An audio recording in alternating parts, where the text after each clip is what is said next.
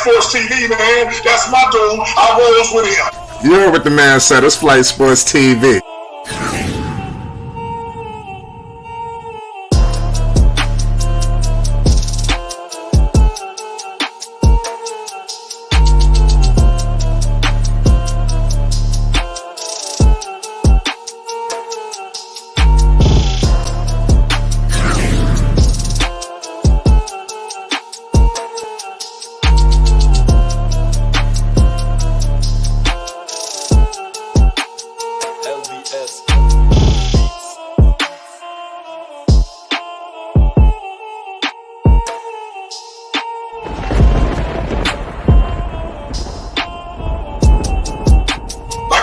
Flight Sports TV, that's where it's at.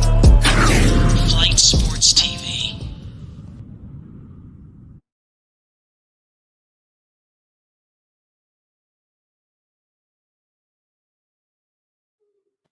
What's going on, people? It's Flight Sports TV. I appreciate y'all for checking with me. You already know what it is. We back with another one of them things. Right now, man, we got a Flight Sports TV exclusive for the people right now. We joined by a legend right now, my man Andre Brown, NBA skills trainer. What's the deal? Talk to the people. We live. Yeah. What's going on, bro? Before we get into it, man, where you from? Introduce yourself to the people. You live. Man, I'm from Long Island, New York. Born and raised in. I was born in different parts of New York, but I was raised in Uniondale, New York. Well, that's facts. So into your basketball journey, before we get into all the explosive things that you got going on, training athletes from various, levels, high school, college, professionally, the list goes on. Before we get into all of that, how did all of this basketball journey start for you? Take us back to the beginning, man. How you got introduced to this game? Man, it's funny because so my sister was a hooper. I was into like wrestling toys and all that action figure stuff when I was young. But my sister was a hooper and she babysat me a lot. So I used to go with her to her practices or her games and stuff. And I always had a ball in my hand. I ain't really dribble. I just always had it with me. You know what I'm saying? Because it was given to me. So I just always used to hold on to it, man. Just watch her play, and then just watching her play and watching her hoop, it kind of got me to want to, play and see what's going on. As I started to come out, she showed me little stuff like shooting and things like that in our front yard, and then from there just kind of transitioned to where I watched like my older cousins and then guys who like inspired me like Cliff Brown and Malik Stith and Tu Holloway, who like guys who like were older than me, but those are my older cousins. So I'm around them a lot and I see them, they kind of pioneered me wanting to play the game even more. But my sister definitely got it started for me for the most part. And she introduced me to the game, put it in my hand, made me dribble it, shoot it, taught me how to do those type of things. And it kind of went from there. Right. So what age did you know that, this could be serious for you? What age was it? How old are you in third grade? I'm trying to remember. Third grade, you can say third grade. So third grade, I was doing acting. So I used to act. I still be acting and stuff now, but I was acting and doing drama and stuff. We was in the playground, man, and I just realized like I just had a knack to dribble the ball. Like, I just had natural ball handling, I had natural shooting, and every time we on the playground, I didn't lose games on the playground. So I'm like, man, like I'm nice. And then this guy came along. His name is Arlis Michaels. A lot of people in New York may know him, but Arlis Michaels. Shout out Arlis Michaels.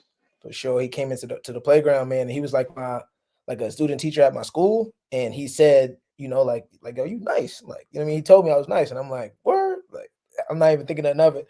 And then he used to come to playground every day and watch, and it's like he'll like talk to me while I'm doing certain things, and then from there, that's when I was like, okay, cool, like I could really hoop, like, all right, like this may be something serious, so. Right. So did you play AAU at third grade, or was it just recreational? Nah, it was really just straight pickup. I'll be honest with you, like just straight pickup the whole time. Like I didn't even know what none of that stuff was, except from like my sister. I truly only knew about girls basketball. Like, what I'm saying? Like my sister played AAU and stuff like that. So I wasn't even thinking about none of that until I got to like fifth grade. Then fifth grade was like, okay, cool. Like you need to start playing on teams. Like we had like our fifth grade game against another elementary school, and I was killing. And the coach, who was our gym teacher, RP Mr. Wibben, passed away, but he like, man, you need to take this serious. Like, heading into middle school, you need to take basketball serious. He told me. And then from there, I played like PAL leagues. My friend Xavier's dad used to take us to like PAL leagues at like Kennedy Park and things like that. And then I was killing. I was like one of the best. So I'm like, all right, let me lock in on this. You know what I mean? So I started taking it even more serious. You know what I mean? I started telling my sister like, I want to shoot more. I want to do more. And she would just take me with her to her practices at Union High School, and I would go practice with them, or I dribble with them and shoot with them and do things with them. So it kind of helped explore the game even more and love it even more. So now I'm playing in these games in the PAL and UIO leagues, and I'm killing. So from there, it was like, all right, cool. Like I'm about to really lock in on this. Like this is serious now. Now basketball is my life. Like I cut everything else out, and now I'm straight basketball. Right. So take us back to high school. Where'd you play high school basketball? So I went to Union High School. I played there. I was a troubled little kid. Not troubled in the sense of like intelligence, things like that. Like I was just bad.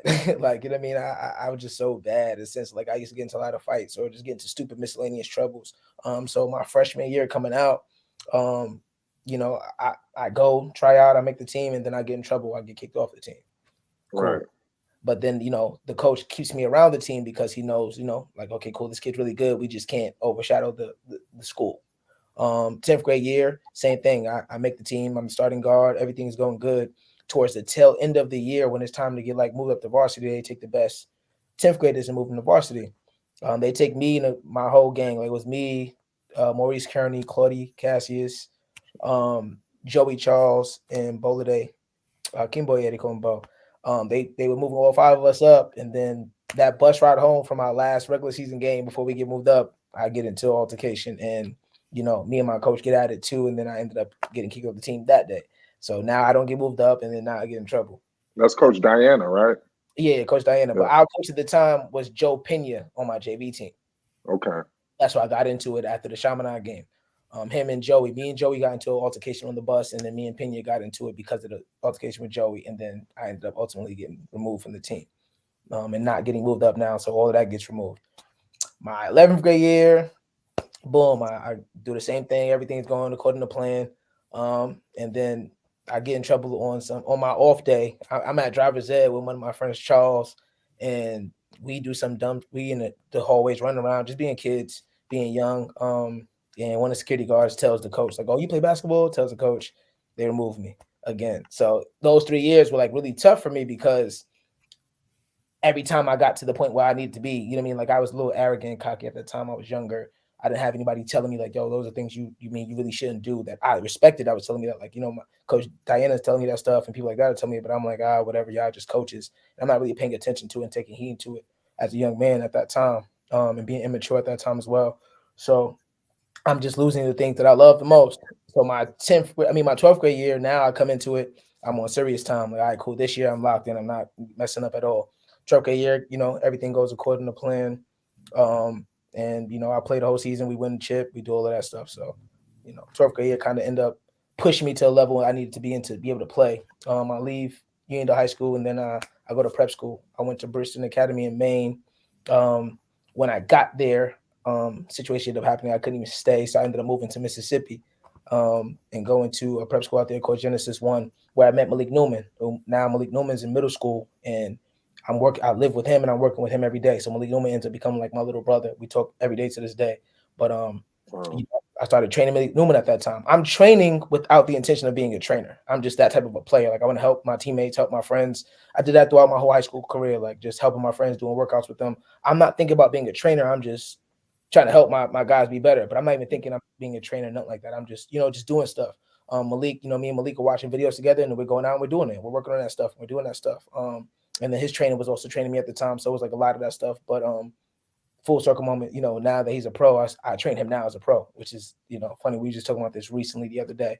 But yeah, so I go to prep school there, and then I end up going to a JUCO. And then after my JUCO, I ended up going to Morehouse College in Atlanta. And then the situation happened at Morehouse College, and then it was over from there as far as like hooping. And I just was so lost. Like, yo, why can't everything go right when I'm hooping and I'm really talented? Like I'm really, really good as a basketball player, but I can't get over this hump of just doing the wrong things at the wrong times. And, that's when I kind of hit like rock bottom, like a low point in my life where I just gave myself to God, man. I allowed God to lead my steps. I kept deciding things for myself. And for the first time, I kind of let him take the lead on it, and life kind of changed the next day. The day that I got on my knees and prayed to him, like, please show me my steps, was the day my life changed for the better, and it got me to the point where I'm at today. So Right. Yeah, speak on it. Like I said, you come from Uniondale, like I said. I went to the same high school as you. All the things that we, experience in Uniondale, that area from Uniondale, Hempstead, Roosevelt, Freeport. I mean, it's crazy. Just us to be here right now doing some functionable activities, I mean, is a blessing. Because a lot of people are, still doing similar things, that we were doing back in high school. I check in a lot. Right now, I live in Atlanta. I'm not even in Long Island right now. But like, what was it like for you overcoming all of those pitfalls? That you might have seen, other people, fall to, because it got you to this point you at now. I mean, it for me, the journey was such a lesson.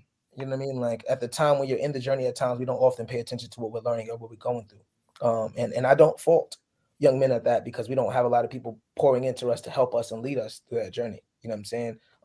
And that's why, I give all this grace and power to God, because he got me through that. So to make it through and to see how I made it through was a big thing for me, because now it gives me the ability to teach.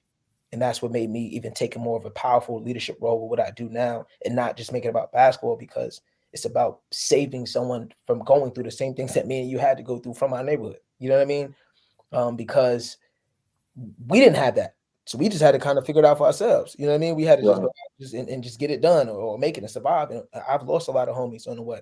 I've lost a lot of people around me on the way. You know what I mean? And to be one standing here to speak on it is a blessing in itself. So it's like taking that blessing and now pouring it back into my community, which is why I started a young boys program about mental health with one of my best friends, Gerald Harris, aka Texas.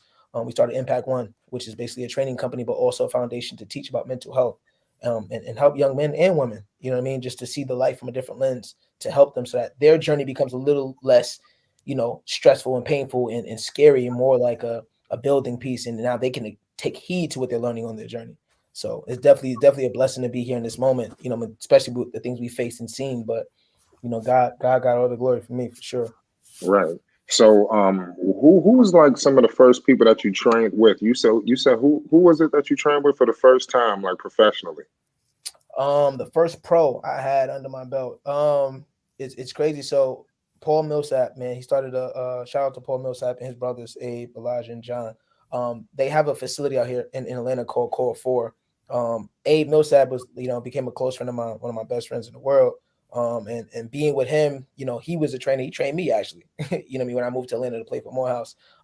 And training, I couldn't pay for training because I was broke. So he used to tell me to come rebound for him and help him with his other sessions to kind of pay for my own training for myself. And in that process, I'm like learning and I'm watching and I'm paying attention. And he's teaching me little small gems and things like that. And God willing, a day came where, he allowed me to lead a workout. And leading that workout, I was really good. I had a knack for it already, for teaching and speaking and doing the things that I did, and just understanding what was going on. And it kind of built from there. And then Paul gave me a shot. Paul gave me my shot to train him by himself. And I did a workout with him by himself, and he loved it. And, they kind of embraced me and brought me in, and that was my first one under my belt, was Paul Millsap. And then from there, John Jenkins, the Justin Andersons, the Torian Prince, Mike Scotts, it all kind of compiled. Malcolm Delaney. And it kind of kept going from there, and it spiraled. And then, God kept opening doors and doors and doors and doors and players and players. So Paul Millsap was the first one that definitely, opened that door for me. Right. I want to talk about more recent, Davion Mitchell, the Sacramento Kings. They got a new regime. The organization are moving in a different direction, coaching wise. They hired Mike Brown. They're in a playoff drought. I don't know if you're familiar with the situation. Yes. And you working with Davion Mitchell, I feel like is the first piece, to the whole culture being shifted. I believe he was a culture shifting, acquisition when they drafted him. What's your thoughts on the Kings situation and Davion Mitchell in particular?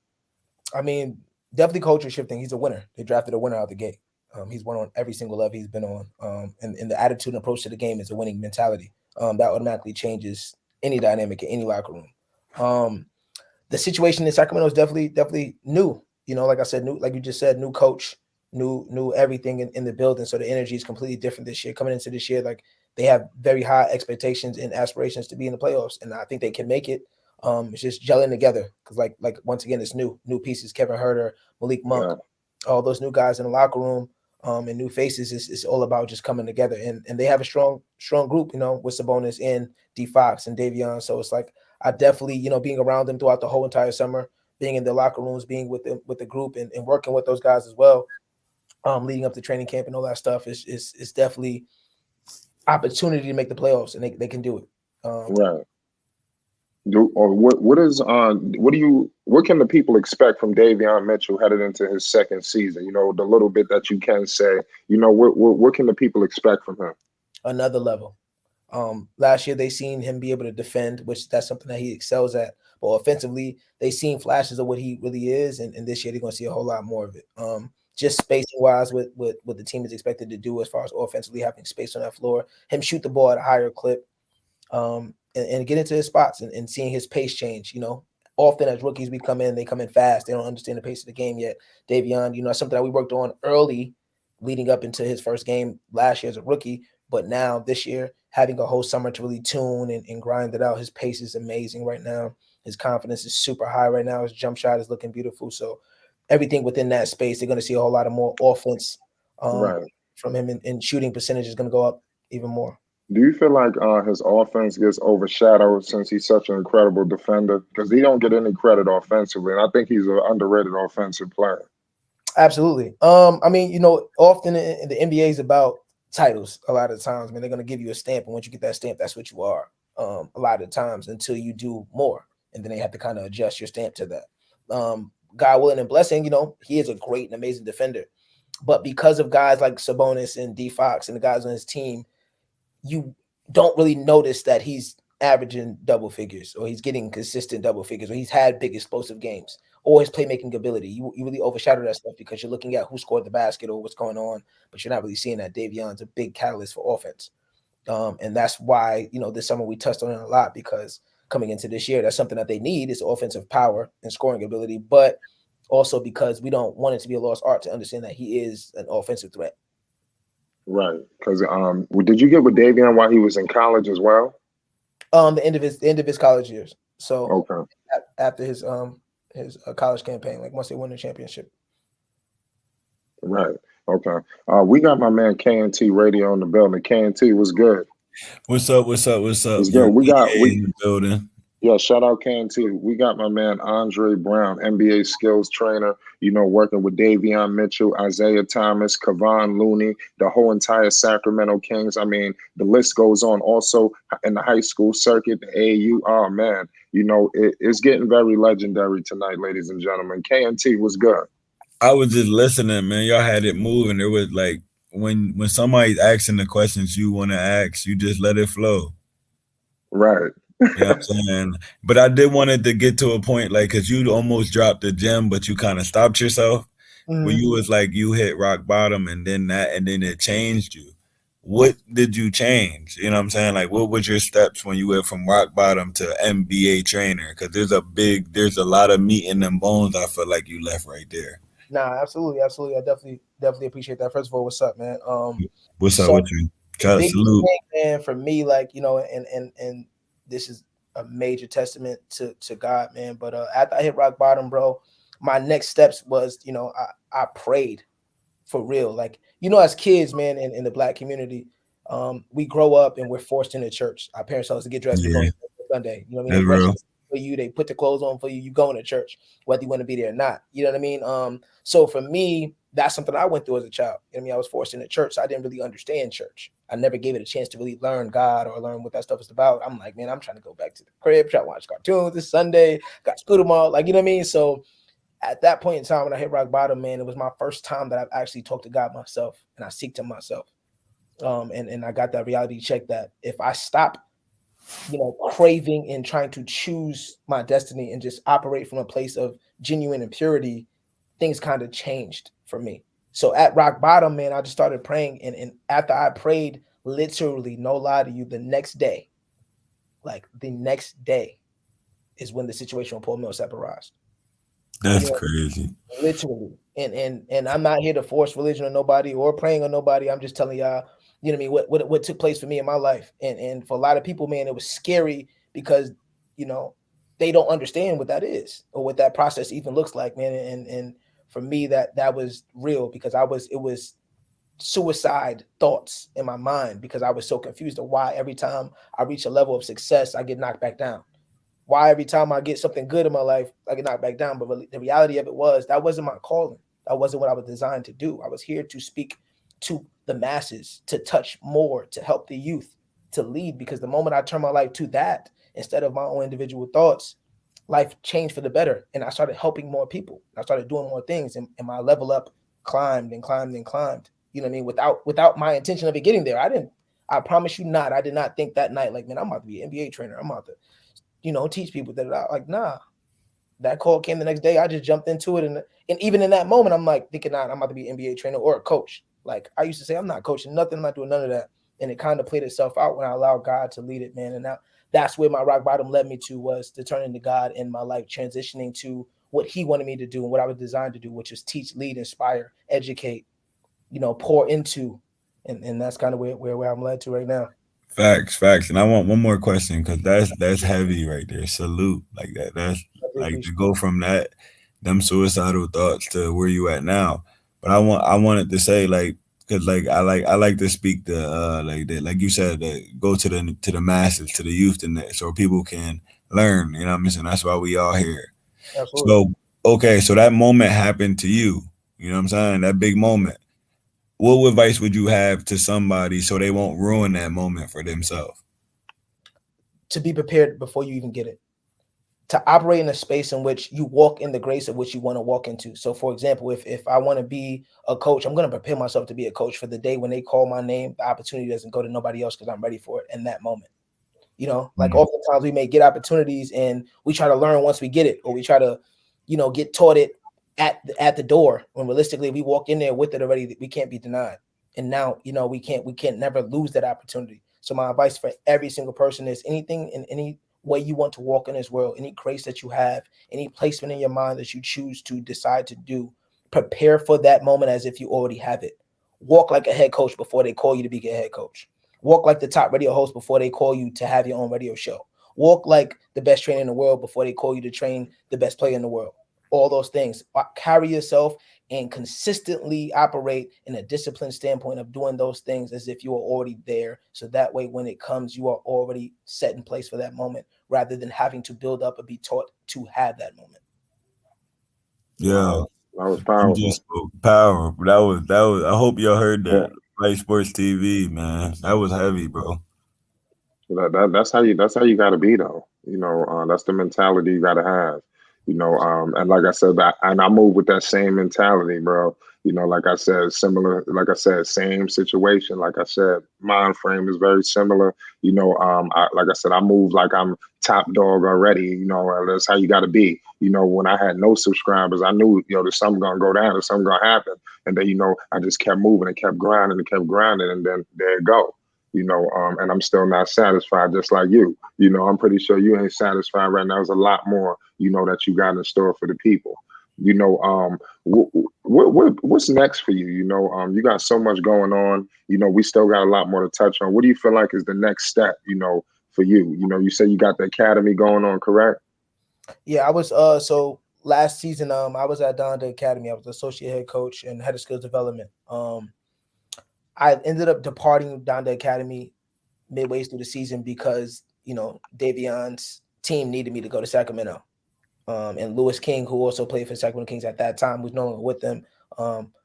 They needed me to go to Sacramento to help those guys out. So I ended up departing Donda Academy to go take that opportunity to go be with my guys on the professional level.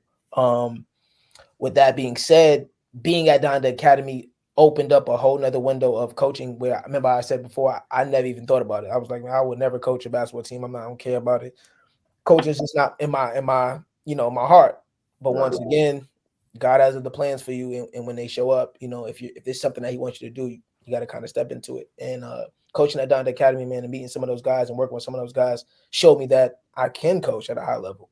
I'm actually really good at coaching at a high level, and coaching coincides with training from another level that I didn't know as well either. Because now, if you coach the air that you have with your players is completely different. When you're a trainer, you have them for the summertime.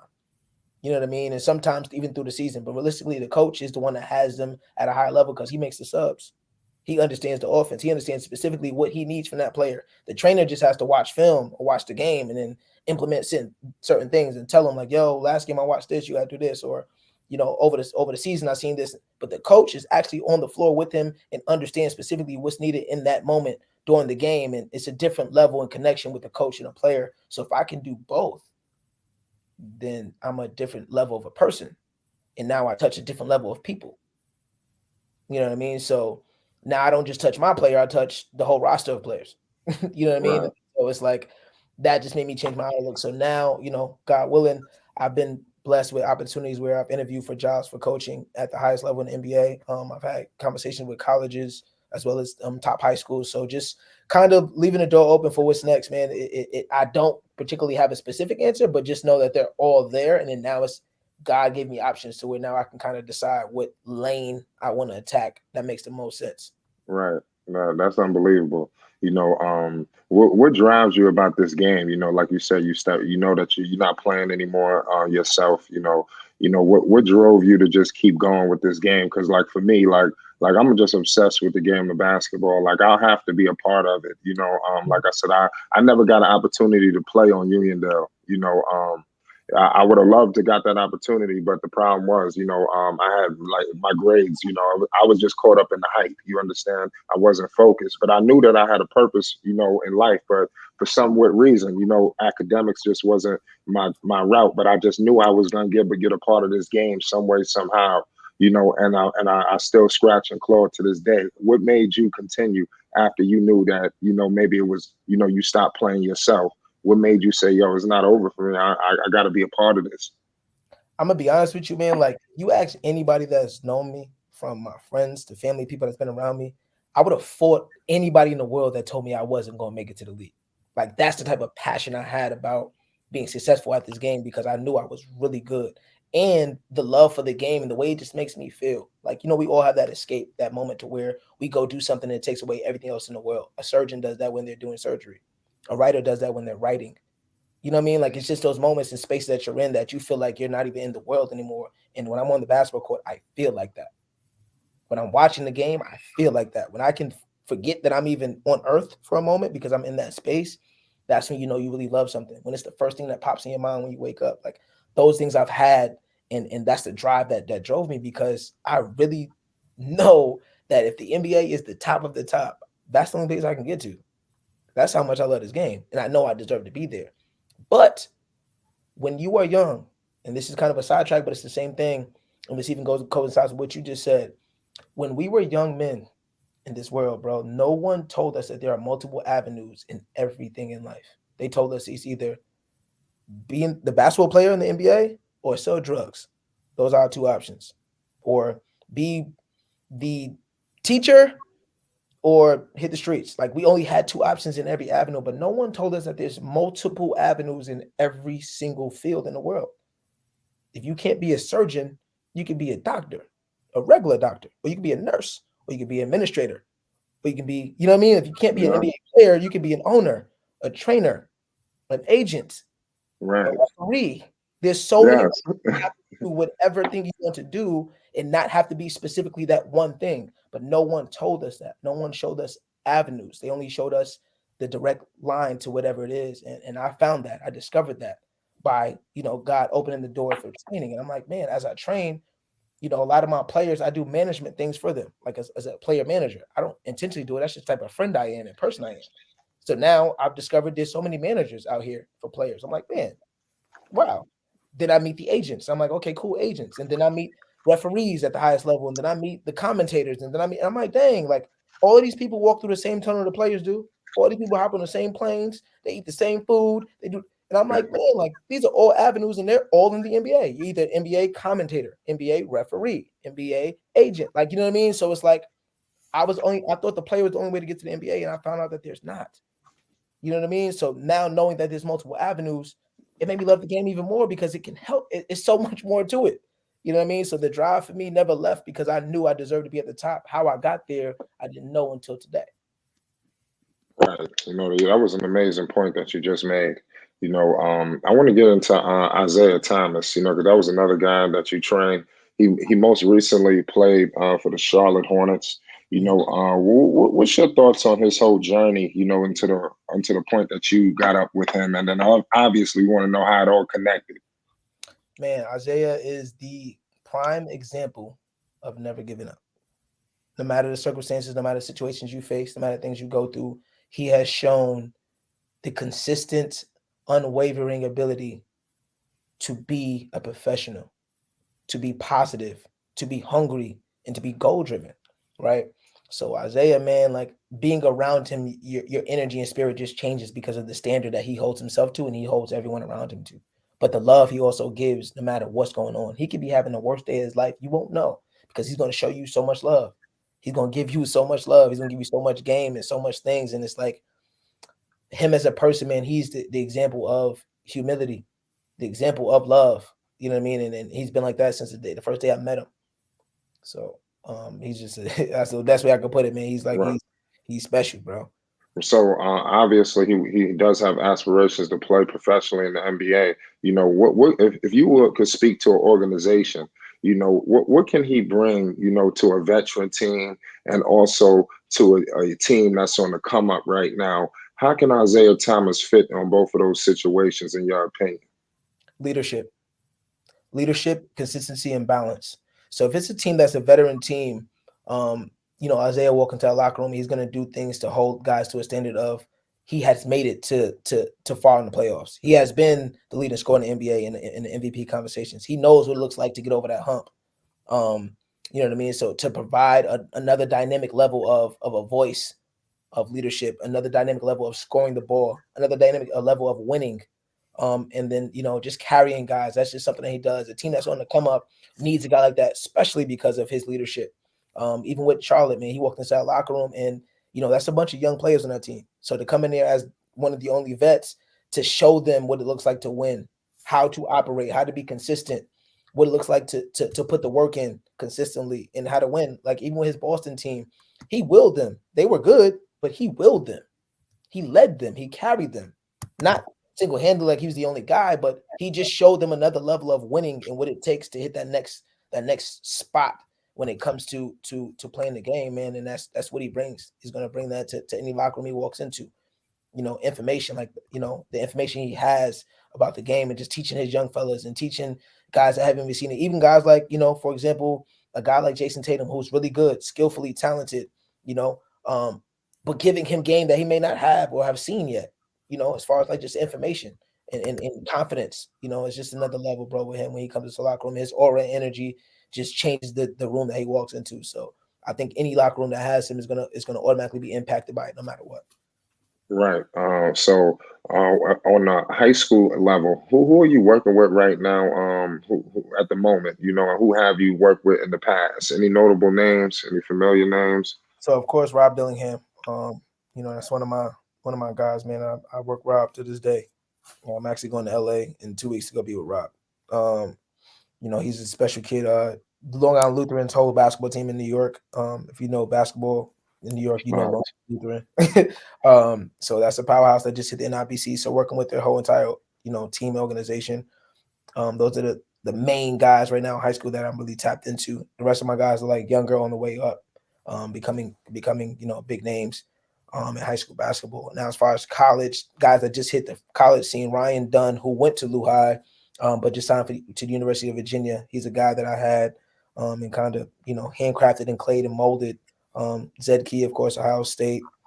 Zakai Ziegler, who plays for Tennessee, man, who came on the scene last year. And, a lot of people didn't know his name. And that's something that me and him talked about consistently was being consistent, being a dog, being hungry. And he burst on the scene at Tennessee and became who he was. But in high school, that's what he did, just stay consistent, kept chipping away, man. And then he went into the summer with no offers and left, committed to Tennessee. Same thing with Ryan, went into the summer with no offers.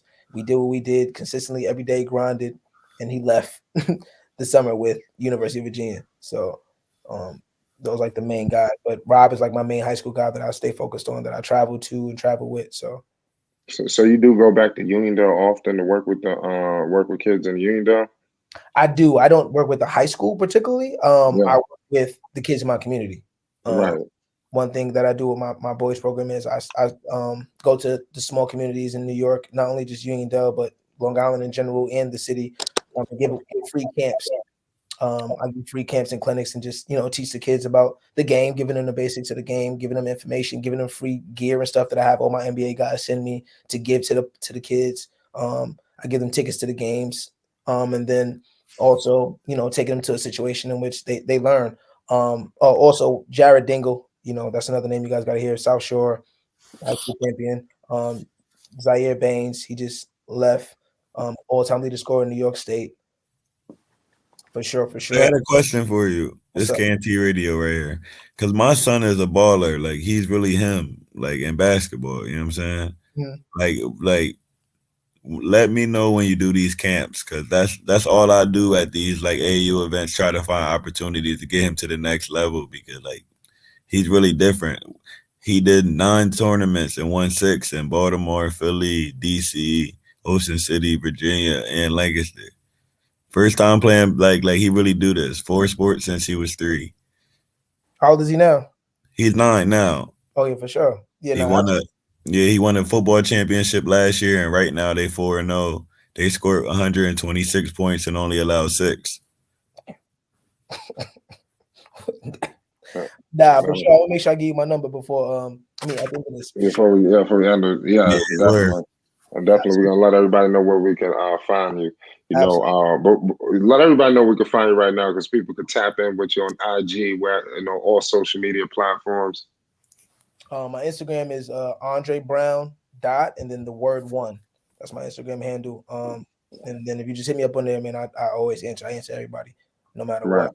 So definitely just hit me up on there, man. If you want to tap in to work out, if you want to tap in for a conversation, if you need mental agility, I do that with guys as well. Just hit me, man, for sure. Most definitely. That's a major key. So everybody go tap in. We got my man Uncle Vern that just stepped in the building. Vern, what's the deal? Hey, Flight, what's going on? What's going on, panel? What's going on, chat? What's going on? What's going on, Andre? Bless, man, bless, I like. Hey, look here. This is what I wanted to say. I want to make an observation. Look here. I noticed you got a drive. You know what I'm saying, for sports, and you got a drive to be helping people and be wanting to work with people. That's good. Your drive is what's going to get you a long ways. The drive is what's going to keep you out of trouble, and what's been keeping you out of trouble thus far. I noticed that just through your conversation. Young man, I have played a lot of basketball. Now I grew up with people that went to the professional sport and successful. I played basketball in grade school with Craig Hodges, and in high school with Craig Hodges. He played for the Bulls. I grew up with Rod Higgins. He played on a different high school team to me, but I grew up with them. We grew up in the same area. You know what I'm saying? We grew up playing as kids. Rod Higgins was a general manager for the Charlotte Hornets, and then he played for the Bulls before then. My high school, listen to me. You a high school coach, and you would know this. This is why I want you to understand where dedication comes from. My junior high school coach told us when we were sitting down, it was like 13 to 14 of us. He said 2 of y'all are going to make it to the NBA. And he was right. Two out of that 14 did. And he said like 4, 5, 6 y'all gonna go to college. About 8 of us went to college out of that team right there. But my point is this: he had eyesight, foresight to see what was going to happen. And we was young then. If you keep that same kind of understanding, young man, you'll see youth, and you will flourish, you will make it grow, and you will hold on to it because you will want to see the best for it, and therefore you'll help a lot of people. That's what I'm trying to get you to understand. Keep up the good work, bro. I see what you're doing, and I like it. Thank you so much. Definitely appreciate that, man. Absolutely, for sure. Yeah. Right. Well, I want to talk a little bit of basketball with you real quick. Like I stated before, here at Flight Sports, we do all things, triple Bs, like I said, Lonzo Ball, LaMelo, LiAngelo, like we almost like scientists around here when it comes to those three, so I want to get your thoughts on all three. First things first, what's your thoughts on Lonzo Ball, in your humble opinion? We would love to hear that. So Lonzo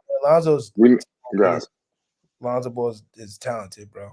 He came into the NBA, and a lot of people they were on his side, but they paid so much attention to the stuff going on outside that they didn't pay attention to his basketball ability, his athleticism, his decision making, his vision, his passing ability, even his shooting, regardless of how it looked or even what they adjusted. He adjusted it and fixed it a little bit on the way it looks, but he could shoot the ball too. Lonzo got game. Lonzo can play basketball, man, for sure. Yeah, he just got to just stay healthy. Like I said, we all know. I know you heard the news. It's tough, and I think the Bulls are gonna suffer, for this. Hopefully he can get back in time. But it's an unfortunate situation. What's your thoughts on Lamelo Ball? MB1. LaMelo is the one.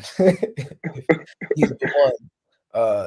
Me being with IT, I got a chance to understand him on another level and see another side of him than the media shows or whatever it is. But he's just a hooper, bro. Like one thing that something that me, IT, and a group of us we talk about is just people that got hoop game, that got real hoop game, which means your game translates on levels, whether it's in the street, NBA, wherever it's at, your game just translates. He is one of those people that just has a game that just translates, and he loves the game. Like he's a guy that just really loves the game. Like everything to him is he's at peace on that court. You could just tell, regardless of age, regardless of how it looks, which explains why he was a all-star his rookie year and things like that, because he's just the epitome of a basketball player, bro. He was born for this. Like his light shines through that, man, and he's like one of those. So he is that. Like I ain't gonna lie, he's that boy he's one of them. He got hoop game for sure. Right. I know you heard about the breaking news. We did have breaking news in the NBA yesterday. I don't know if you heard. Well, it was about 2 days ago. Yeah. LiAngelo Ball. G3. I don't know if you've been following. Like I said, this guy has had an incredible journey to get to this point. It's been unbelievable, but it's finally here. What was your thoughts when you heard the news? Are you even familiar with LiAngelo Ball? Definitely familiar. Not surprised about the news. He's another guy who has drive and dedication, you know what I'm saying? And wanting to get to where he got to and not giving up. Like he never wavered when it happened. I'm pretty sure he had his moments of up and downs of emotions, but he never wavered. He kept working, kept fighting, kept clawing and scratching. And here we are with another opportunity. In the G League when he played, he hooped. So it's not surprising. He'd been able to shoot the basketball. Timing is just a thing when it comes to the game of basketball and the business of the NBA. Timing is real. You know what I mean? And he just fell victim to timing, you know what I mean, as far as like when he came out and things like that. But I'm not surprised at all. Out of the three, I always thought he was the best shooter out of the three. If I'm being honest, I always thought he's the best shooter. I said that, I agree with you 100%. I always said that the other two had to like Lonzo had to change his shot, and LaMelo's shot is a little weird off. You know what I'm saying? It's not a high percentage shot. It's a more I'm gonna make 4 when it's clutch type. I'm gonna make 4 here. I'm gonna make 7 here. Then I'm gonna go 1 for. You know what I mean? LiAngelo's the more 40% type shooter. His form is perfect and it's been the same, pretty consistent through every follow through. No, absolutely. I got a question for you, Andre. Are you familiar with Bone Collector? Yeah, I know him from from N1 and from what he's been doing as far as handling the ball. He's been doing a little bit of training too, as far as training. Yeah, we had him on for an interview. He's definitely a legendary figure. He was training with all the pretty much with LiAngelo and I believe LaMelo as well. Over the course. So I believe that everything that he was doing. That's why I kind of thought you guys were kind of in similar fields. With the training that this man is doing, like starting various programs. I see y'all journeys kind of intertwined, and it wouldn't be too long before y'all connect. No, absolutely. It's I would not be surprised, man. Definitely respect his work and what he's done on that court and teaching the game. You know what I mean? Even from multiple standpoints. He was actually with Nate Robinson. So Nate Robinson, another homie of mine through Isaiah Thomas, but he was definitely working with Nate Rob for a minute. And they did some drills I paid attention to, and just putting guys in different situations to make them uncomfortable, but to teach them. You know what I mean? A lot of people may look at him like, oh, he's just dribbling and doing whatever it is, but realistically, he's doing things to make you uncomfortable, to understand that you can be prepared for any moment in the game. So I definitely respect what he has going on and what he does. So, if we ever connect, that definitely would be love. You know what I mean? For sure. Right. I want to get a question from the chat. My man Mo says, thanks for dropping dimes, Andre. I watched Mitchell in college, but haven't followed him much in Sacramento and would like to know what drives him to improve his craft in the league. I mean, first of all, what's up, Mo? Thank you. Appreciate you for the shout out, man. So Davion, that's just who he is. It ain't even about just being in the league. He wants to be the best player, period to touch a basketball. A lot of people say that as hoopers, but they don't show it in what they do. His work shows that he really truly believes and wants to do that, man. Like from the way he carries himself off the court, the things that he fuels his body with, the things that he fuels his mind with, and his approach to the game every day. Like he really wants to be the best player in the world, like ever in the history of the game. So that's what drives him. You also worked out with Kevon Looney as well, right? Yeah. As we see right here to our left, what's your thoughts on Kevon Looney's game? Because I feel like he's a guy that kind of get lost in the shuffle out there in Golden State. They don't win these championships if Kevon Looney is not there. Professional. He's the ultimate professional. He's a guy that's selfless, man. Like he's not going out there to try to prove to anybody he can score the ball because they say he doesn't, or he's not trying to prove anything to the naysayers or doubters. He's going out there to win. Like he's a person that really cares about winning the game and whatever it takes for his team to win. And that's why you'll get lost in the shuffle if you don't really watch the game or understand the game, because you're looking at it from the standpoint of highlights and oohs and ahs and mixtapes. And he's doing all the things that makes you a winner: winning plays, winning mentality, winning moments, winning everything from the standpoint. And that's who Kevon Looney is. He's a winner. So that's why you really won't understand what he does for the game or what he does for his team. But the guys that really pay attention, they know. Right. Hey, Flight, can we say this right fast? Hey, Andre, look here, I'm gonna tell you something. Flight, you ain't gonna be surprised, but look, I ain't gonna change the conversation. Look, it's a young man named Kid Austin. He a boxer. He boxed at 130, something like that, up in that weight class. He's young, about 19 years old, and he's undefeated right now. He's real good. I want you to please go when you get a chance, when you ain't doing nothing in your life, say, wow, look at YouTube and just say, look up Kid Austin. I'm going to tell you something. You will love that young man. You will love to work with that young man. That young man going to be real good. Just do that for me one. Just do that for a old man like me. I got you. Kid Austin. I got you. Kid Austin. Yeah, Floyd Schofield. Tell him his name, Flight. Yeah, Floyd Kid Austin Schofield. I definitely put him on game, Uncle Ron. We appreciate you on that.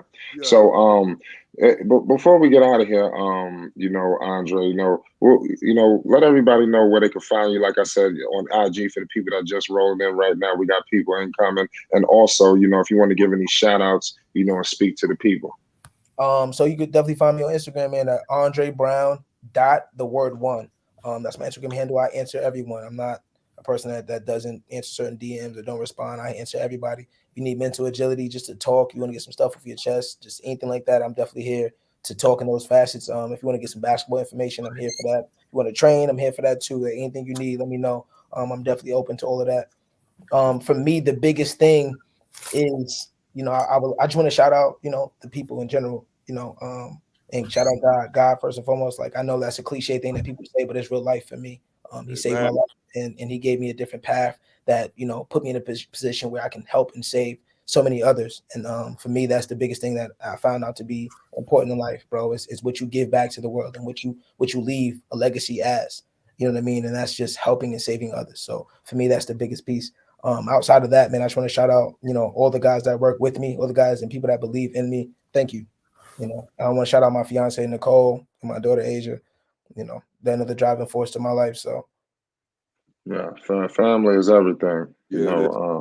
We appreciate you, Andre, man. It was an honor to have you tonight, man. We're going to be staying tuned and watching, staying in tune every step of the way. I hope this is the start of an amazing partnership between yourself and Flight Sports TV. If there's anything that we can do at our level, we're willing to get to it tonight. We don't take any days off. I haven't took a day off, and it's coming up on 2 years. I don't take days off. I eat, sleep, and shit this. You understand? I'm a promoter at heart, so if there's anything I could do to help, I'm here to do it. No, absolutely. I definitely appreciate that, man. And vice versa, bro. Any way I can help, not only the platform, but you as a person and anybody else that may need it, bro. Please don't hesitate to reach out. Like I said, my resources are yours, man. Like, that's why God blessed me with the ability and things that he gave me with, bro, is to help others. So I'm here for you the same way you just opened the door for me. So definitely appreciate it, man. Definitely appreciate it. Facts. And this is KNT Radio. I followed you and to make sure we stay in tune, fam. I want to get a link on that. And yo, you don't even understand how powerful you were tonight. You I just wanted to let you know, like, you opened a lot of minds. You opened a lot of people and motivated a lot of people, myself being, you know what I'm saying? And I'm a motivator at heart, you know what I'm saying? And you motivated me. So I know I know you did a lot in the stuff that you speaking on. You speak very well and educated, and you gonna go so far in life. Like Uncle Vern said, is keep pushing and stay away from anything that did not involve positive frequencies. You know what I'm saying? Stay on that high frequency. You don't have to low about low frequency actions. You know what I'm saying?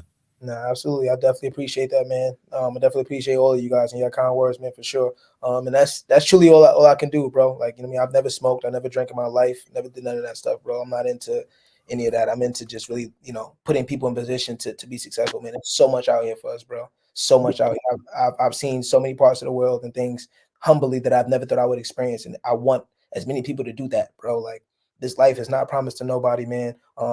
Shout out to JoJo Wright, man. I lost my little brother, man. That's why I wear this number 10. He was a kid I was working with, a special kid, man. He was like my little brother. Everybody that's seen me, seen him. You know what I mean? And he really opened my eyes one day, man. And he told me, this is like, you know, right before his demise, like a couple of days before, he told me, like, yo, little bro, he's like, big bro, slow down. Like, slow down, big bro. You always moving to accomplish something or get your goals going. When you going to take time to just slow down and relax and love on your people? Because I was always on the move, bro. I was hungry and I never slowed down, bro. And he told me that. And when he said it, I'm like, what? Like the 15-year-old kid telling me to slow down and do what I got to do, man. And truthfully, bro, to this day, that's something I live by now, man. It's slowing down to love on the people around me and not take no moment for granted, because we do that unintentionally because we're born to operate and move and run and do stuff and survive. And survival is so important for us as Black men or just men and people in general in this world, bro. So we just go. And he told me to just slow down, bro. So that's my advice I can give to everybody on this chat, man. Love on your people, love yourself, give yourself grace and mercy, and love on everybody around you every chance you get, and don't take no moment for granted. Chase your dreams, but don't chase them to the point where you take yourself out of reality. And that's the biggest piece, for sure. Well, we appreciate you, Andre, man. It was an honor to have you. It's Flight Sports TV. We're getting up out of here. Flight Sports TV, All right, man. That's my dude. I rolls with him. You heard what the man said. It's Flight Sports TV.